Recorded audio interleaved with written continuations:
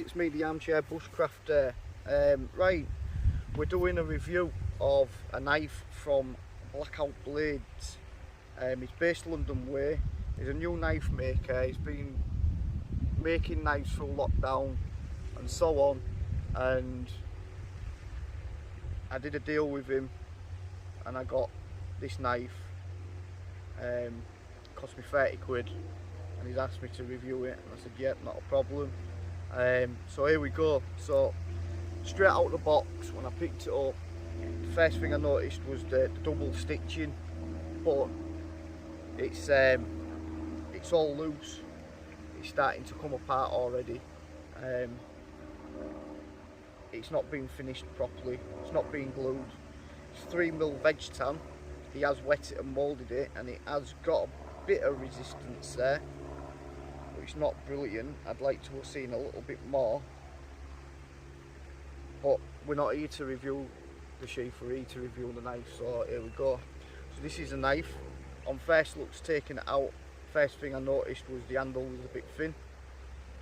I'd like to have seen a chunkier handle, because as soon as I hold that, it's that thin. I'm starting to feel heat blisters, starting to, the heat in my hand there starting to go, and it is, after a bit of use, it's going to cause you blisters.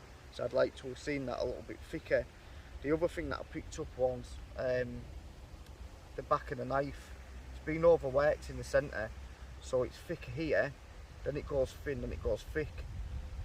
The other bit was the blade's a bit too long for a bushcraft knife.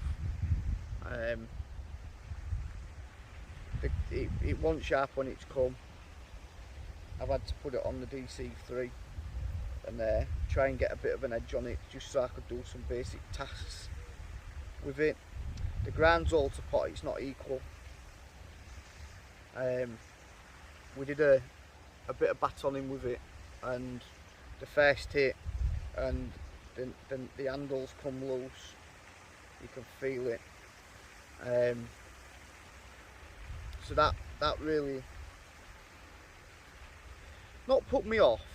It just made me a bit disappointed, because I couldn't carry on batoning with it, because it'd have broke it, and the kids put quite a lot of effort in, and I didn't want to do that. So that was where I stopped. I did video it. I'm not going to post a video with it, because I don't want to inhibit the kid getting any more sales on these knives to other people. I have spoken to him on the phone. He has took on board the changes that I would do to that knife to make it more of a bushcraft knife.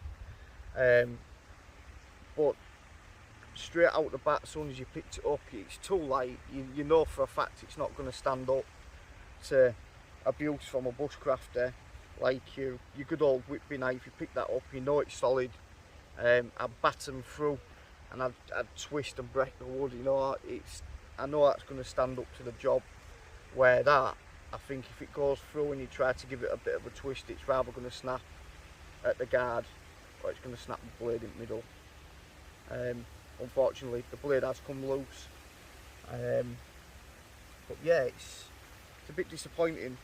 For 30 quid, I can go get one of them for 15, and I know it's going to stand the test of time. BPS Knives do a companion, a companion clone. That's £25 wooden scales. Yet again, I use that every day, and it stood up to the test of time. I use it for work. That ain't going to stand up to what a bushcrafter would be using it for. Tried feather sticking with it.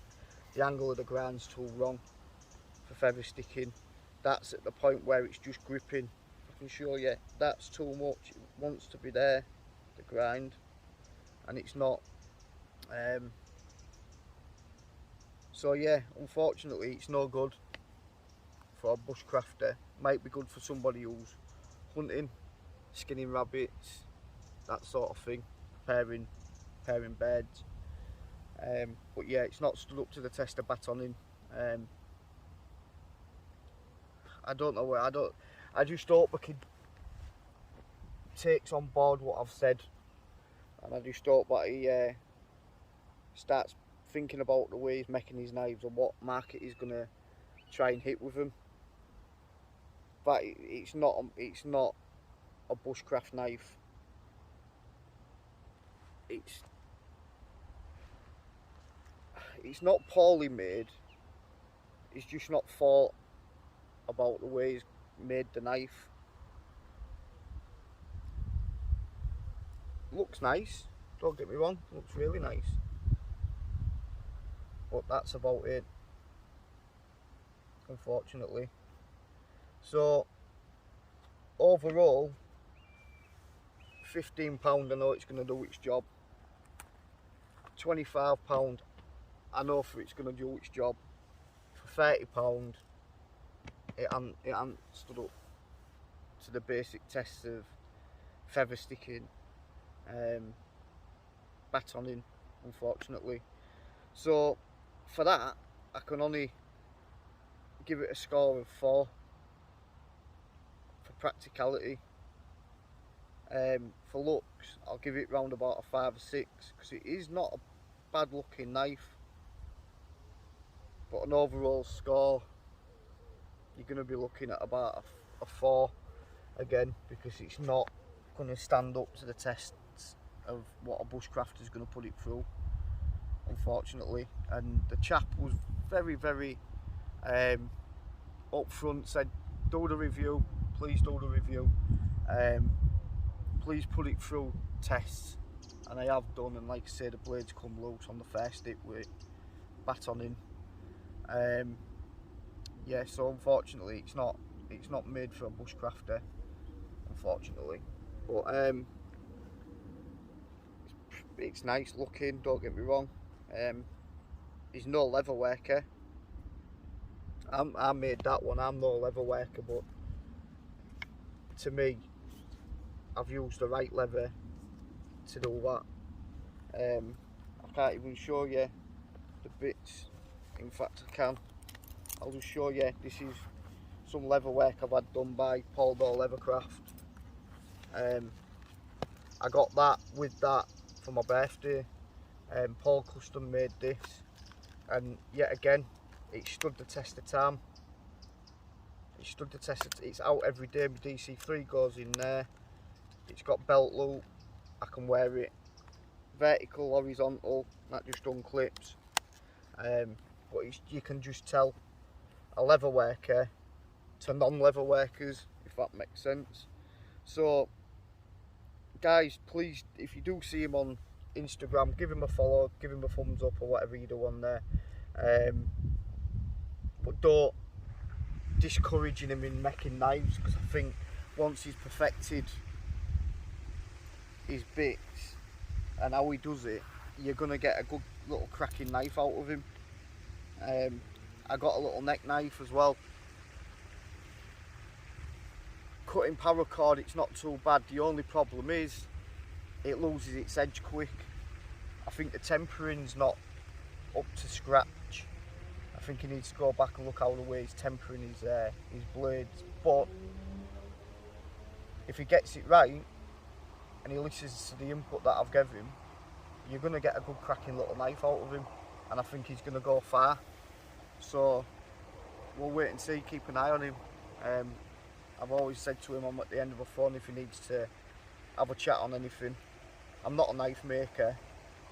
I've not even had an attempt at making a knife. I don't think I ever would.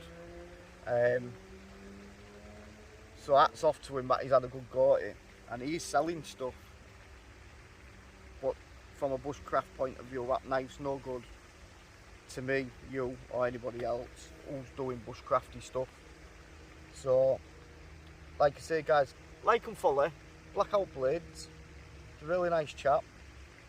He's got some good style of blades. Like I say, he just needs to take on board what we've said, and I think you're going to get a cracking little knife out of him. So, this isn't a bad review. I've never set out to do a bad. I've always been honest with my reviews, and I said that to him. I said if it's crap, I'll tell you it's crap. Is it crap? No, it's not crap. It's just not made for a bushcrafter. So it's not a bad knife, but it's not for bushcraft. Like I say, I can only give it a 4. And yeah, that's about it. Like I said, I was very reluctant in doing it, but check him out. Get yourself on his Instagram, Blackout Blades. Follow him, support him as much as you can. Give him input if you like. I'm more than happy to take input. And yeah, I wish him all the best from the Armchair Bushcrafter. Stay safe. Thank you, guys.